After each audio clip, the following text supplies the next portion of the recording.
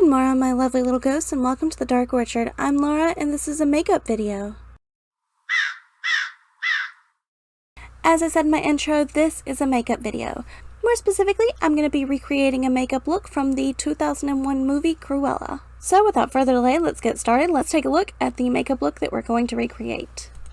This one! When I first saw stills and captures from the film, I knew I wanted to do this, but I wanted to know what the context was. I wanted to make sure that it was in good context before I did a makeup video recreating this.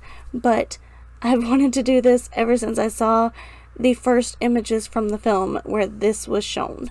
So today I'm gonna do it. But before I can get started on the makeup, I gotta do a little something up here to make it a little easier to do that makeup look. So I think I'm gonna do the snappy thing so I can quickly change into my Cruella attire. There we go. Much better. But now that we've changed all this, we need to change this. So we need to get naked for a minute, just a minute, and put some brighter red on. I'll give you 3 guesses as to what lipstick I'm going to use, and the first 2 don't count. Missy and Fierce by Wet n Wild. But first, remove this. Gotta get just a little naked. Alrighty, now let's put some lipstick on. Why do I suddenly feel like Harley Quinn? I feel like I overlined or something. Oh well, we're sticking with it. Okay, so at first glance, this looks super easy because it's just black eyeshadow with a word in the middle, right? But one, she had a makeup artist, or 5, that was doing this, so they were looking at her and reading it as if it were to be read. And 2, she had a makeup artist that was looking at it and was reading it the way it should be read.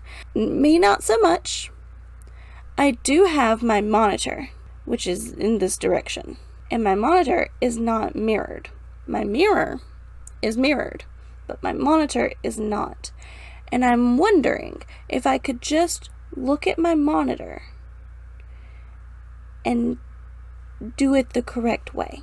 I ran into this issue before with the Among Us makeup. I ran into this issue and I ended up just being able to write backwards because I'm really good at writing backwards. So we're going to try the monitor thing. So if you see me looking this way, it's because it's not mirrored. And if that doesn't work, I'm just going to try to write it backwards because I'm kind of good at that.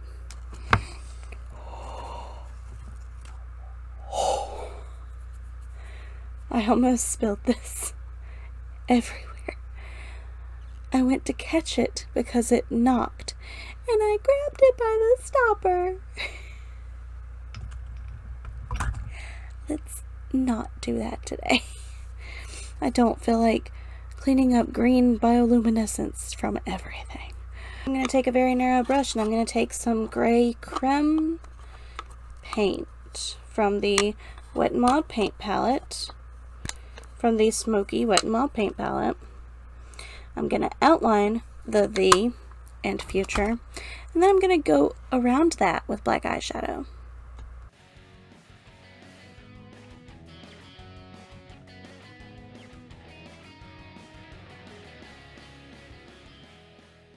I gave up on looking at the monitor and I'm just writing it backwards.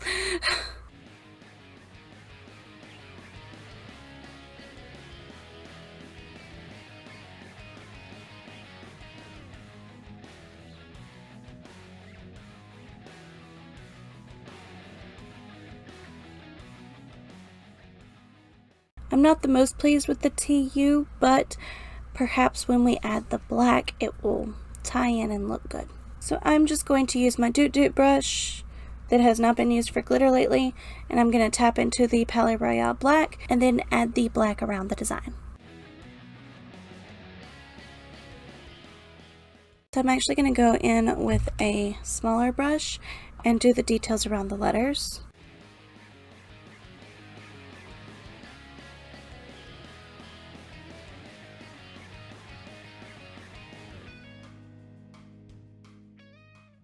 When I finish with this, I have a few things to say about the film, but no spoilers, so you can stick around to the very end.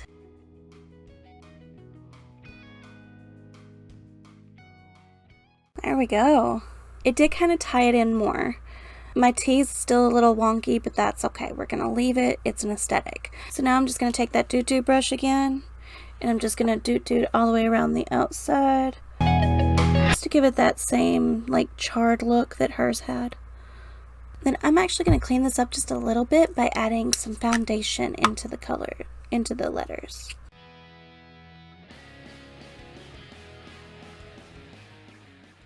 And there we have it. So before we finish off this video, I do want to talk a little bit about the movie Cruella. It is now available to watch for free if you have a Disney Plus membership, and I've watched it multiple times.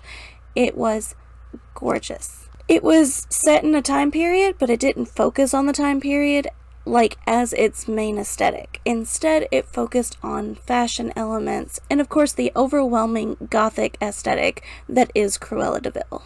I always loved the fashion elements associated with 101 Dalmatians and Cruella de Vil and all of the things there.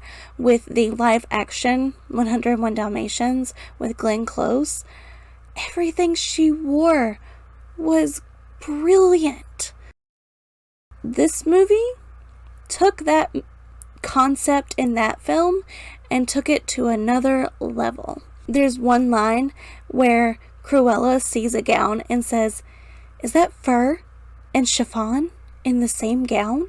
And like she instantly has the urge that she has to follow it and look at it, which in itself I relate to. I relate to seeing something and just having to touch it and look at it and seeing how it was constructed, and like mixing fur and chiffon. If you're a seamstress, you know how hard it would be to do that because fur is very difficult to sew through, even faux fur, and chiffon is very delicate, so putting them together is an actual nightmare. But I'm sure it looked lovely. An outfit that is not getting enough love from this movie because there were so many fantastic outfits in this movie, and all of them were like vintage Dior inspired, which was just like breathtaking, absolutely breathtaking. So many of the gowns that Cruella herself wore were vintage Dior inspired, but with a Cruella twist, and I just loved it. But one outfit that's not getting enough love is when she walks into the thrift shop, the secondhand coat dress shop. It was called Second Time Around, and it's an item specifically. She was wearing a green, like an army green denim-y coat. It looked like a canvas or a denim material, but it was army green in color. The back of it was smudged with like an ivory paint, and it went down the sleeves. And much like this right here, and much like this, it had numbers instead of letters. And the numbers you could see through the ivory color to the green. Whereas this is black and you can see through to the skin tone, it was ivory and you could see through to the green. And it was just so beautiful, and it was a little bit of foreshadowing for this. So I really love that coat specifically. That little jacket was just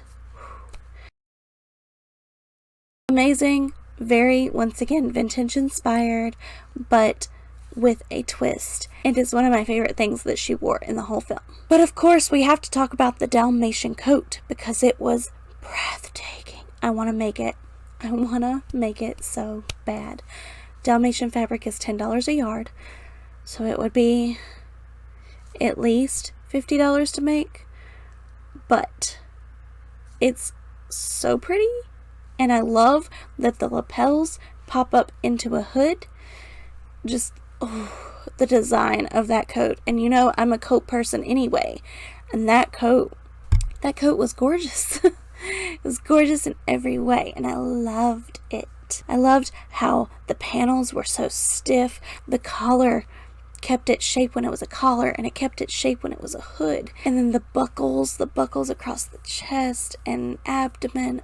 Oh, it was a dream coat, an absolute dream, and it just didn't get enough screen time in my opinion. So then the last thing I want to talk about is the music. The music in this film was fantastic. We got Boots Made for Walking, We Got Come Together, Should I Stay or Should I Go, and of course, the song that made me squeal, Sympathy for the Devil. Because how perfect is Sympathy for the Devil for Cruella de Vil? The perfect song for the soundtrack. And then of course we got a new Cruella song that was not a remaster of the old Cruella de Vil song. It was its own poppy punk song, and I can't wait to download it. Like, it's gonna be downloaded before I go back to work. So overall, final thoughts on Cruella. It's a gothic masterpiece. It has that sense of humor without going too dark, and I actually expected it to be much darker than it was. I mean, it's Cruella, but they kept it wholesome, but in a goth punk sort of way, and it was just a fantastic film. Like I said, I personally believe it was a gothic masterpiece. There was so much about it that just had that perfect gothic humor, and she was so witty. It was fantastic. I like this film because it did not really mess with Cruella as a person. It just gave her a backstory that we all needed. And I personally loved it. I thought it was so perfect for the character and just kind of gave a little bit more depth to the fashion icon psycho that is Cruella de Vil. And most importantly, they kept the fact that she's a crazy driver as a canonical thing in this film. But anywho, let's finish off by doing the lips. I'm going to use the NYX glitter primer and prime my lips. While that's primed and wet, I'm going to take a brush and go into Medusa's Makeup Antoinette, which is a glitter powder. I do realize that Cruella's lips are rhinestones, and I do have the rhinestones right here, but they're tiny rhinestones, and I don't think that I could get the same effect. So my alternative is to use the glitter. So I know also that Cruella doesn't have red on her eyes, but I think I'm going to take some more Antoinette and prime my eyelid and then put the Antoinette over my eyelid to give it a little bit more pop of color.